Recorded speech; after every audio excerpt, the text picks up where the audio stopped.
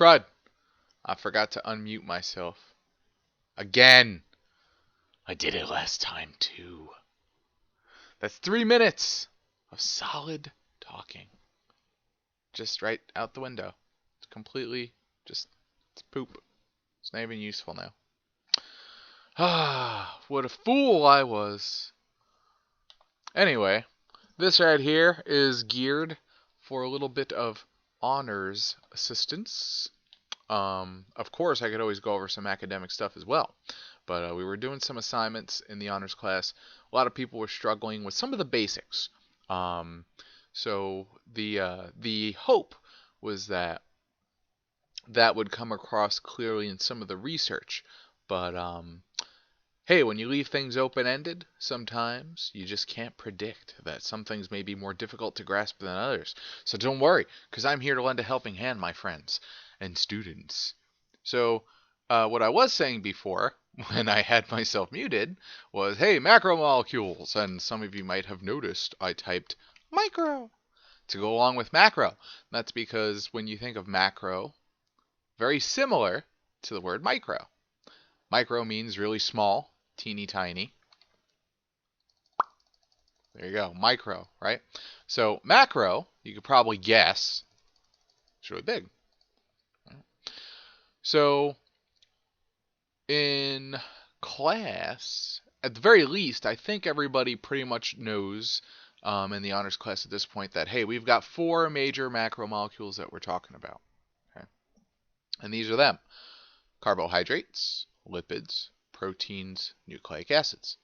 Those of you who are health conscious have probably heard carbs. Hey, watch your carbs, low carb diet. And I'm not sure that too many of you would know lipids. And I mean, hey, I'm going over stuff for the honors class, but academic, you guys are not too far behind. So you'll be going over some of this stuff this week as well. Proteins. Certain types of proteins include antibodies. Those are what help protect you against viruses. Enzymes. You're going to learn a lot about enzymes. Hormones. You guys have heard of hormones. A lot of hormones are actually proteins. Quite a few of them. Hey, speaking of enzymes, which are proteins, I have a joke. Why do all the high school kids love enzymes? Because they're protein. Right? Yeah, I know you guys are laughing. About as good as my segues were during those projects we were doing the other day in the academic classes, let me tell you. So, they're all kind of, they have a lot to do with food, you notice. Carbs. Lipids are fat, by the way. Right? Proteins, everybody associates that with muscle. Right? Nucleic acids, well, that one's DNA. Extremely important molecule, probably not something that you would be cooking and serving for dinner anytime soon. And I hope not, because I don't want to know who you murdered to get a heaping helping of DNA to cook up and serve. It's getting dark. So, basics about macromolecules. Okay, basics about carbs, lipids, proteins, nucleic acids. They all have, the way they're all constructed, you see this guy right here? Okay. If you, how the heck do I? Okay, right here, you notice that?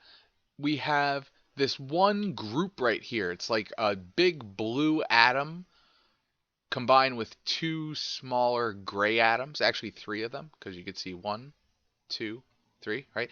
That's one unit. Notice you've got 1, 2, 3, 4, 5, 6, 7, 8, 9, 10. You got all these other, right? You see that same exact unit repeating over and over and over and over again. Okay. This is kind of the basics of how these molecules get built. Is they're very large molecules, and they're usually made up of the same repeating unit over and over and over. This one single unit is called a monomer. Mono usually means one, right? So a one molecule building block, right? You see it down here as well. See, we've got this guy, this molecule right here, and it's a long chain. But you could see the same repeating red with two blues over and over and over and over. So those are the basics of what the macromolecules are and kind of their structure. There's some other things that go into it. For instance, and by the way, hey, doesn't this remind you of Legos? You take one building block and you put a bunch of them together and they're all repeating blocks and then you make larger, complicated structures. So carbs are first. Sugar, starch. I have a little song, right? Because sugar, think about sugar. Sugar is nice and sweet. And then they're made of CHO, carbon, hydrogen, and oxygen, with a monomer called monosaccharide. So notice it's not called like carbohydrate monomer. Like the monomer of a carbohydrate is not called carbohydrate monomer. It's called monosaccharides.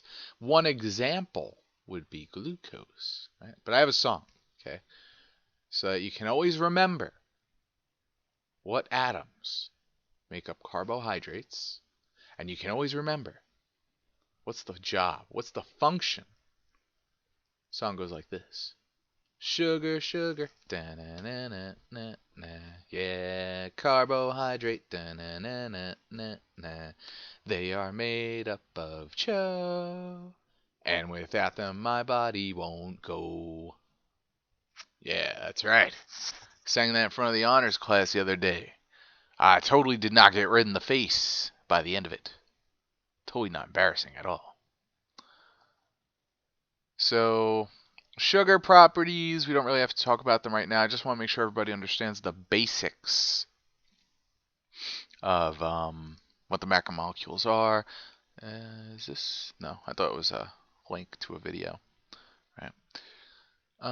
So now lipids. Okay, here's some examples of lipids. Cholesterol. Steroids. Steroids are a lipid. Yeah, steroids. Most American. I was going to reference that joke. You'll see it sometimes where people are like, man, steroids are so American. Like, Honest Trailers. I don't know if you guys know what Honest Trailers is, but there's this one joke they're talking about the Captain America movie. And they're like, Steve Rogers was your average, weak, pathetic man. Then he did the most American thing ever. He took steroids. Now, Steve Rogers is Captain America. There's something along those lines. I totally, that's definitely not what they say word for word, not even close, but it's the gist of it. So yeah, that's a lipid. It's not just fat. Wax, candle wax, those are lipids. Cholesterol, oil. So there's a lot of different things that are lipids. They are also made of CHO. But I want you to check this out. Here, oh wait a minute, do I not have a picture of this? Oh, I don't think I have a picture of it. Oh, well then. I can't believe I don't have a picture of this. Give me a moment. Hold on a second. Hold up. I have to see if I have a picture of what I'm trying to show here.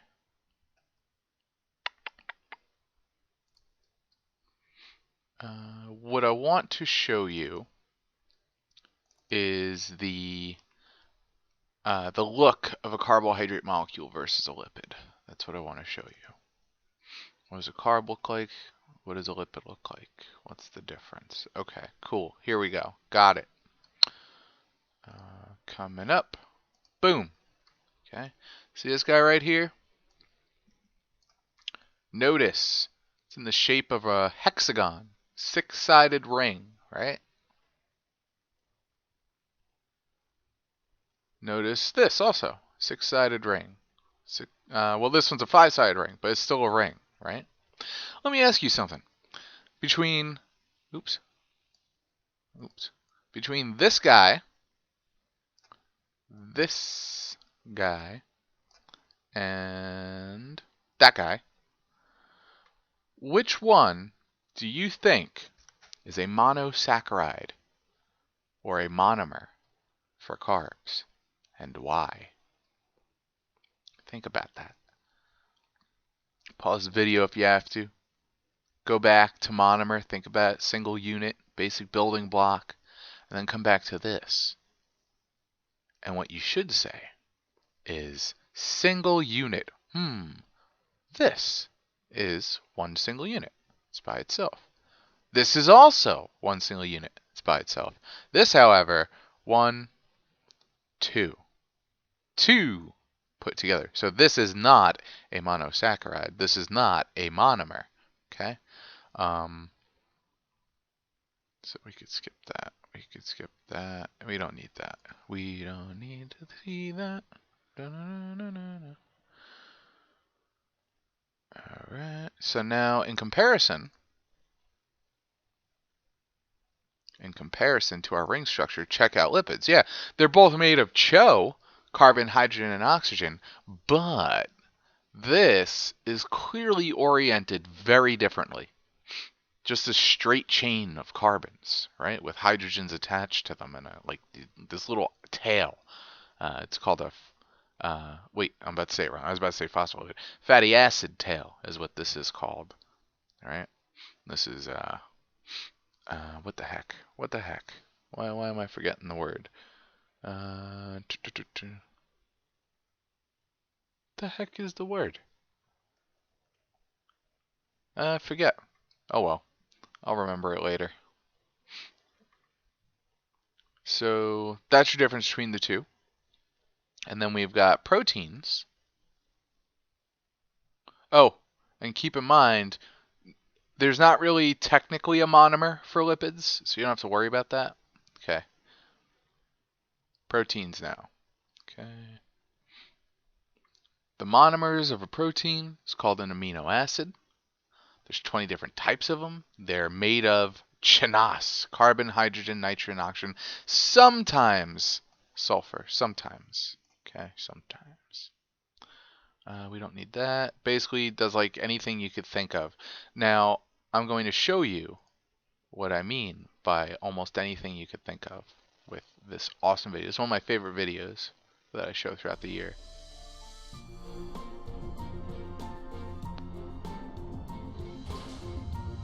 Okay, so let's pause.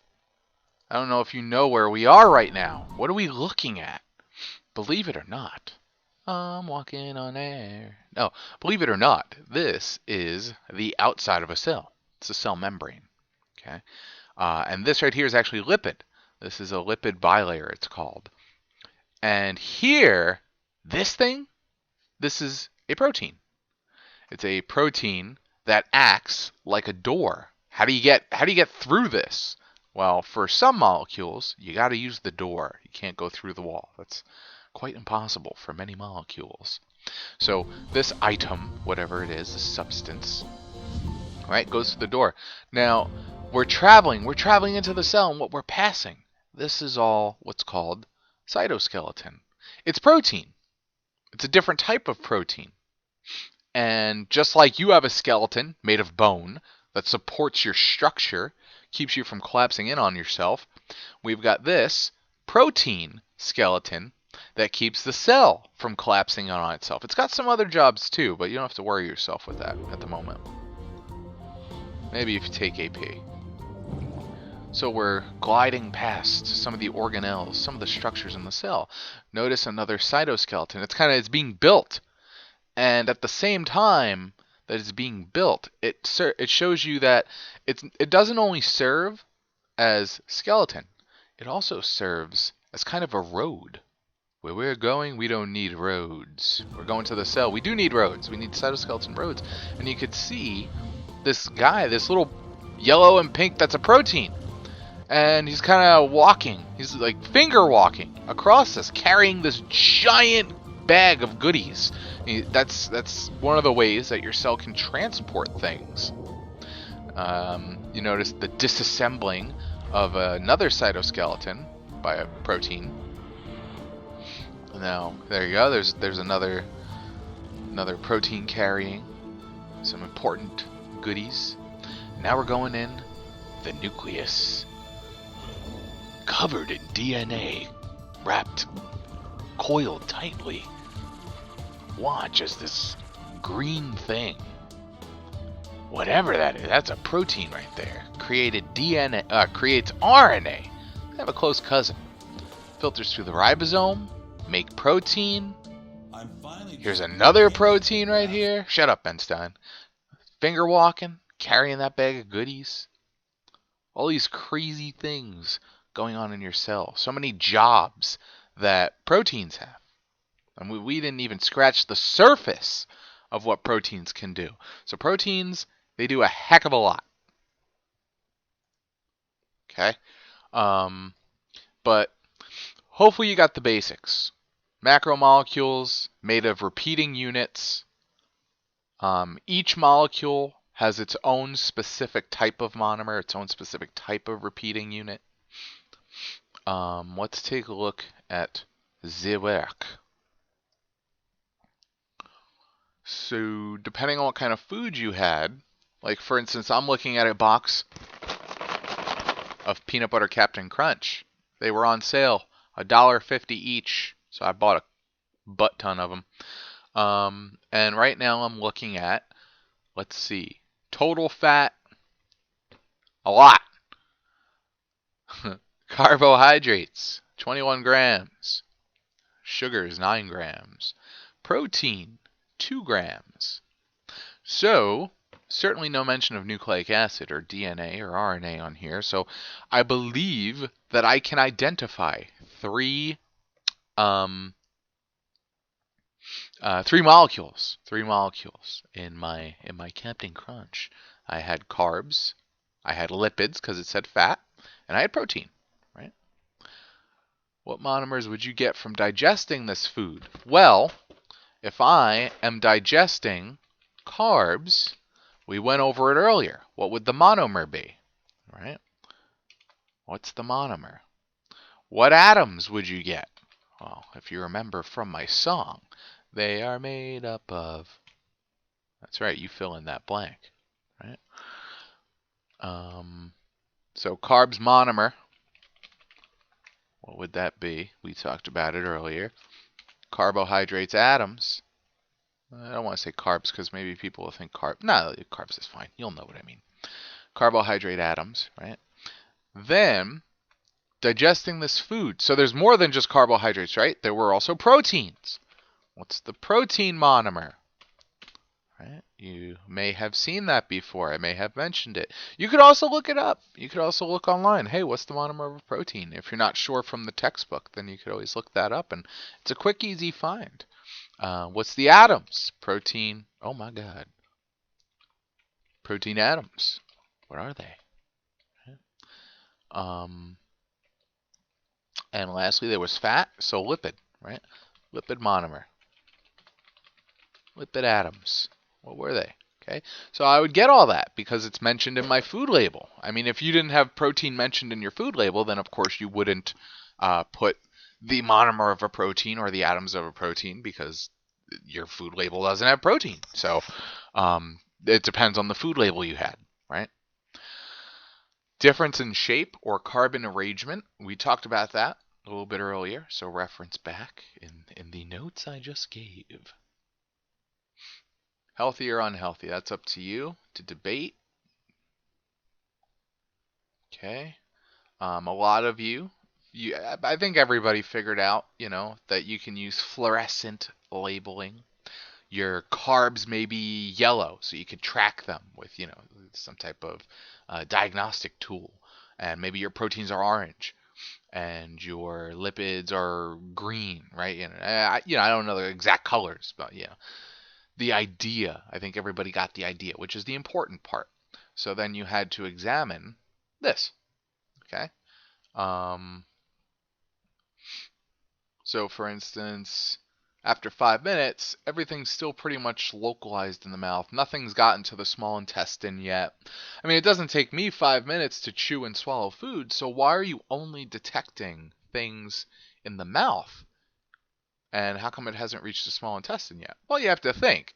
From the mouth to the small intestine, there's a bit of real estate involved.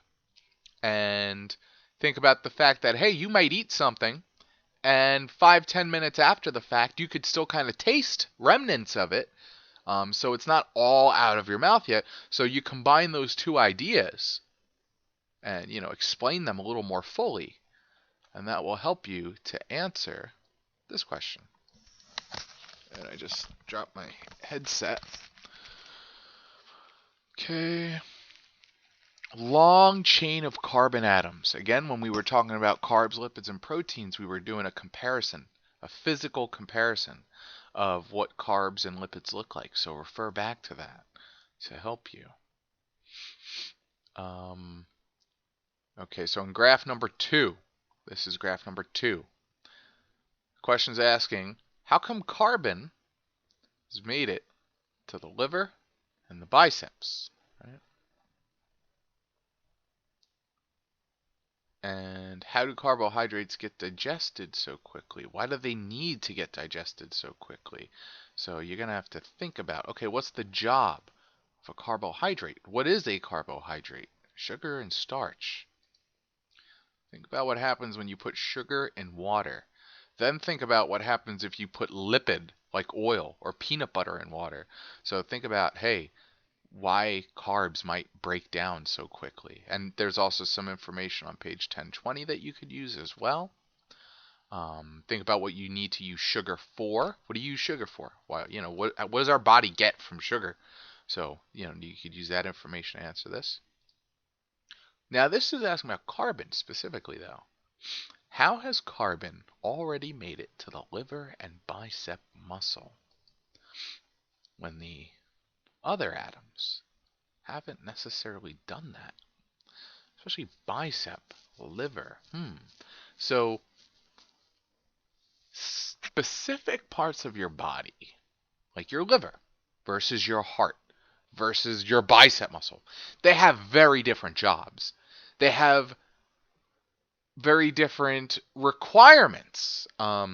Would you suspect that there's more protein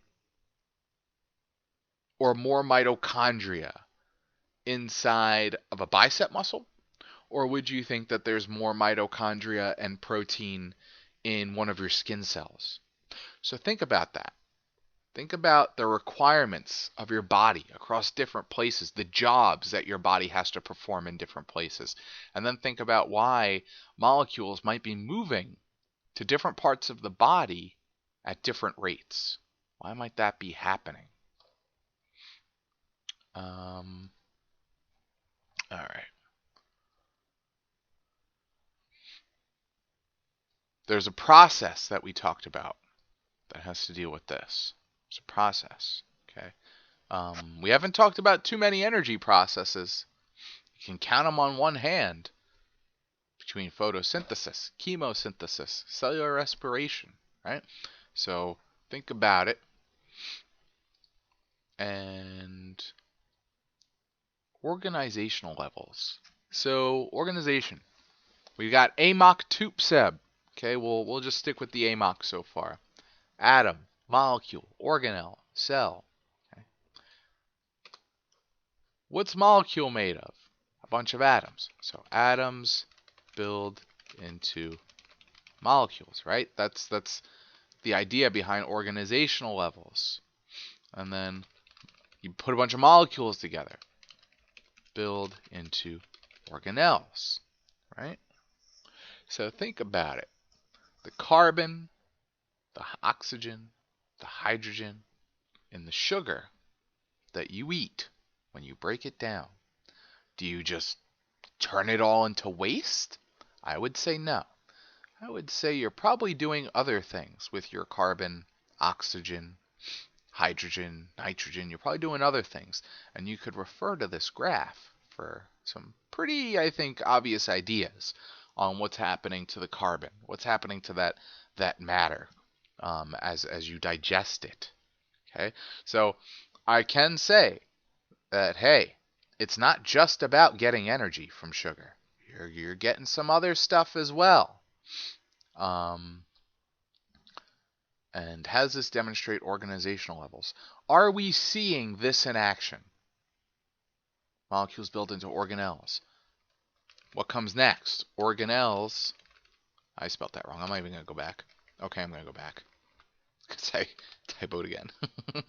Organelles build into cells, then tissues, then organs, right? Keeps going up and up and up. The one level builds into the next, okay? You put a bunch of organelles into cells. You put a bunch of cells together, they'll make tissue, right? So is that being demonstrated? And I could tell you, perhaps, I think, you'll have to word this on your own. Think about it a bit, okay? That that's easy. You could look that up pretty easy, right? And then think about again different parts of your body, different requirements. Um, pepperoni, pepperoni is meat, by the way. Meat. Cheese is a carb, and oil and pizzas, lipids and stuff like that. So the meat, what is the meat giving you that you're not getting from the other parts? And then think about what the monomer would be as a result. You could look at the graph. This is a pretty easy thing you can look at there. Okay, so that's it. You are what you eat, my friends. You are what you eat. More ways than one. Where do you get the carbon that you need to make up your bicep? Where'd this carbon come from? Where'd this oxygen come from? Where'd the nitrogen come from? How'd that happen? How'd your bicep get all this? You are what you eat. Very poignant words. They take on a new meaning. Okay, so done with that. Now, my back. I'm in an awkward position. My back is starting to go like, hey, you're harming me. So, like, move. Alright, so I'm listening to my back and I'm moving right now. Number one, type of molecules and enzyme. What atoms make it up? This we went over in class a little bit. It's easy mode question. Okay, all you gotta do is type in, type of molecules and enzyme. You'll find that answer in like 2 seconds. And then all you have to do is consult with your book or look at the notes that we were going over just a few minutes ago in this very video. And you'll see, hey, what atoms make it up. So if you had an enzyme deficiency, cereal, hey, Captain Crunch, I was eating it before. I mentioned how it's got protein and carbohydrates. So what atoms would I be getting from eating carbs? They are made up of. You fill that blank in. And what would I be getting from eating protein? What atoms? Right? And would I be getting the materials that I need to build enzymes based on the type of molecule it is? Would that be giving me the raw atoms, the raw material I need, right? So this is kind of for you. This is a little bit of research. Look up an enzyme. An enzyme that controls balance in the body somehow. Maybe temperature, maybe pH levels. Who knows? There's tens of thousands of enzymes with unique jobs that you could find in the body. So you're bound to find something. Kind of interested to see what different enzymes you guys find out. I don't have a categorical knowledge of 10,000 enzymes. I don't know all the enzymes and what they do. So I'm actually interested to find out some new stuff. And don't make up something. Like crap ace. Tell me it like breaks down poop. Like don't make up anything. Give me something good, something knowledgeable. So there's a reaction here. Hydrogen peroxide. It's stuff you pour on your cuts that burns. Bubbles up. By the way, side note: if you have bad earwax, you can put hydrogen peroxide in your ear, and it will soften and break down the wax. And you might have to. You got to keep your head sideways, lay on a pillow sideways, kind of annoying. And you might have to do it a time or two. You got to sit there for a good 4 or 5 minutes, let the peroxide do its work. But it's a good workaround, and Q-tips could be dangerous a little bit, so it's a good safe workaround. This you could do research. Okay, pretty easy. Just look up. Hey, where is catalase primarily found in an animal? And you're gonna find your answer pretty quick. It's a specific organ. Might even be one of these organs. I don't know. Physical sign you would see to show this reaction is occurring. Think water and oxygen. Water mixed with oxygen. What do you see? What do you see when you mix water and oxygen? What physical thing happens that you can see with your eyes?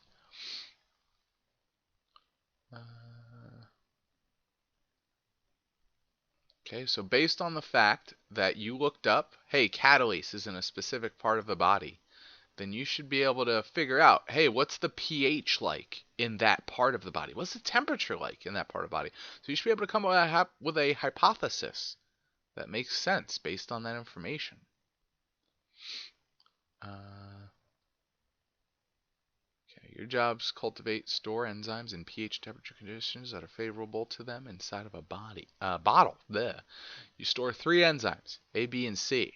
The enzyme needs to be working at exactly 80% efficiency when customers use it.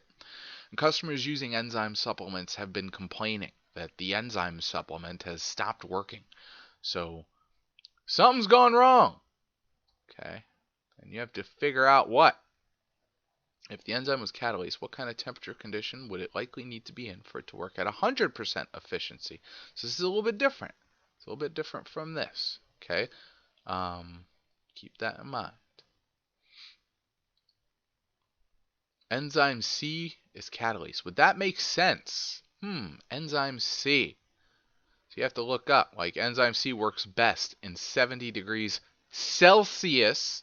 By the way, make sure you pay attention to that. This isn't Fahrenheit. Celsius. You have to look up, hey, what's the body temperature in Celsius? What is that? I don't know. Do you know? I don't know. You should look that up. And then you can determine whether it makes sense. Is 70 degrees Celsius, is that human body temperature? Because then, hey, this would probably make sense. So you got to look that up. Okay. So the scientist responsible for responsible or packaging the enzymes. No, it's supposed to be responsible for packaging the enzymes. Tested when they worked at 100% efficiency before bottling them. So, is it possible that by testing for 100% efficiency, is it possible, here's 100% for this guy, for that guy, for that guy, is it possible he accidentally switched up the enzymes? Remember, he wanted to get them to work at 80% efficiency. So did he accidentally swap some enzymes by mistake? And if so, which ones? Okay. And I'm going to let you do that. And based on all this information, I would say certain questions more important than others. In terms of designing a lab, you want to get data. What kind of data could you get? Okay, so you could design this lab. So hopefully this is a bit of a help. I don't have any watchers today. My stream has been abandoned. And oh my god, it would be so bad if my mic wasn't recording this entire time. I didn't check. Oh my god, that'd be so bad. Let's see. Let's turn the volume on. Oh, thank God it was working. Whoo!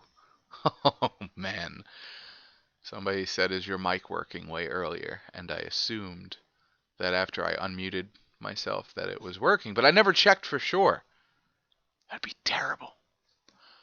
Alright, so I hope this was a help. Sorry I wasn't available yesterday at 5 like I thought I would be. Hopefully it's not too little too late. And hopefully, like I said 5 times now already, I hope it helps.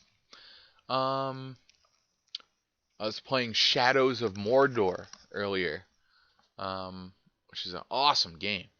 Lots of, you got, I think you're a human.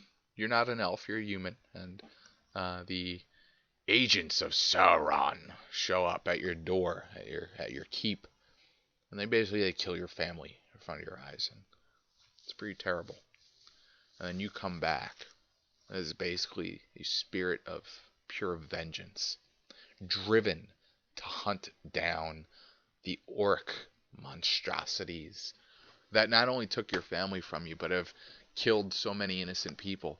And so the gameplay mechanics of it, just they let you feel like you are taking out your complete rage on all of these very evil creatures.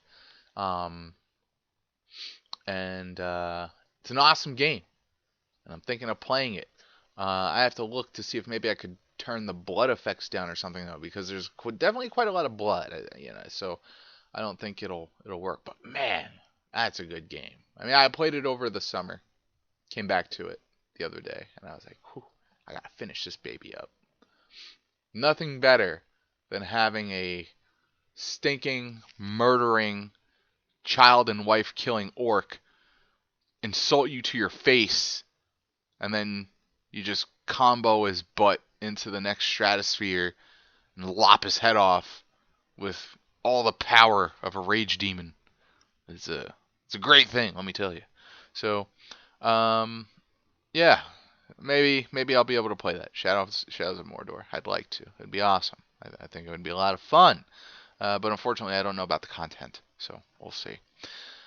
Hope you enjoyed it, everybody. Peace out, Cub Scouts and students who aren't Cub Scouts.